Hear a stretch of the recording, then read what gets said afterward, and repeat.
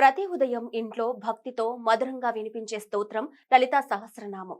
ఇది కేవలం శ్లోకాల సమాహారం కాదు, అమ్మవారి చైతన్యాన్ని ఆహ్వానించే మహామంత్ర రాజం. శాస్త్రాల ప్రకారం సర్వదేవతల ప్రార్థనలతో చిదగ్నికుండం నుంచి ఆవిర్భవించినది లలితాదేవి. ఆమెనే పరాశక్తి, ఆమెనే భవాని. సహస్రనామం అంటే 1000 పేర్లు అని కాదు, అనంతమైన గుణాలు, అనంతమైన రూపాలు అని అర్థం. ప్రతి నామం ఒక శక్తి. అందుకే నామాలను తొందరగా చదవకూడదు. ఒక్కో నామాన్ని అర్థంతో భక్తితో జపించాలి. శ్రీమాతతో ప్రారంభించి లలితాంబికతో ముగిస్తే సంపూర్ణ ఫలితం లభిస్తుంది. సమయం లేకపోతే శ్రీమాత్రే నమ అని ఒక్క నామమే భక్తితో జపించినా సరిపోతుంది.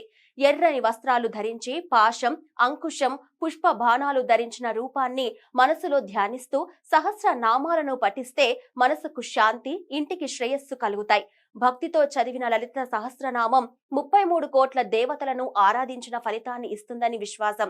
అమ్మవారి కృపా కటాక్షమే భవసాగరం దాటటానికి నావ అని గ్రహించిన వారే నిజమైన భాగ్యవంతులు.